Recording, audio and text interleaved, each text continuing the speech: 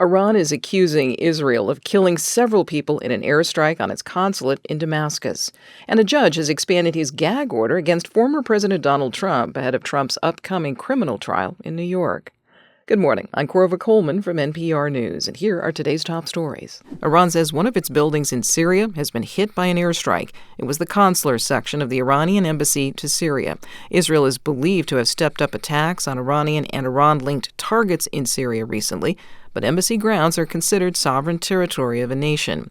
NPR's Jana Raff says several people have been killed in the strike. Iran announced that a senior commander of the elite Quds force of its Islamic Revolutionary Guard Corps and his deputy, along with 5 other people, were killed in the strike.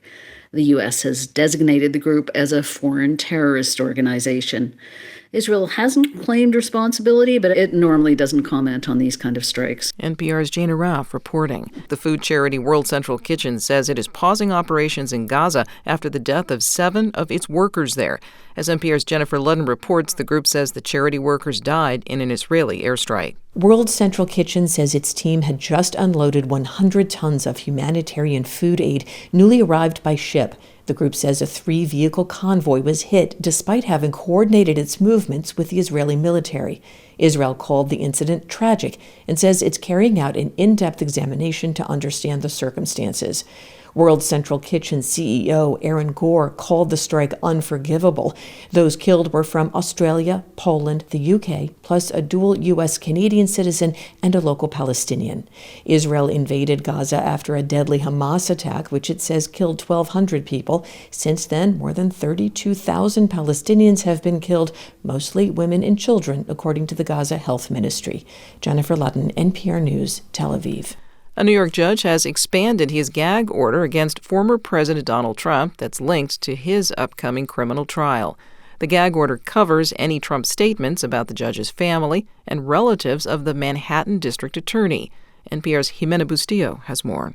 New York Judge Juan Merchan expanded the gag order that he recently imposed on Trump ahead of the start of his criminal trial. The new order includes Merchan's family members and family members of any counsel, staff member, the court, or the district attorney. In his ruling, Merchan rejected Trump's assertion that his statements, quote, constitute core political speech. Trump had targeted Merchan's daughter in his social media posts. Monday's gag order does not extend to Merchan himself or Alvin Bragg, the district attorney who brought the case. Trump has, without evidence, said that the cases against him are politically motivated and declared them election interference as he runs for president. Jury selection in this case will begin April 15th. Jimena Bustillo, NPR News, New York. Crews in Maryland continue to clear tons of debris from the Patapsco River, where a container ship struck the Francis Scott Key Bridge a week ago in Baltimore. As NPR's Laurel Walmsley reports, officials say reopening access to the Port of Baltimore will be more complicated than they originally thought. The Port of Baltimore is a crucial engine of Maryland's economy, and getting a deep shipping channel open soon is a top priority. But Admiral Shannon Gilreath of the Response's Unified Command says what's under the murky water is even worse than it looks from above. These girders are essentially tangled together, intertwined, making it very difficult to figure out where you need to eventually cut so that we can make that into more manageable sizes to lift them from the waterway. A temporary channel that's 11 feet deep is now open, allowing some commercial barges and tugboats that have been trapped in the Port of Baltimore to get out. 2 deeper channels are in progress. Laurel Walmsley, NPR News. This is NPR.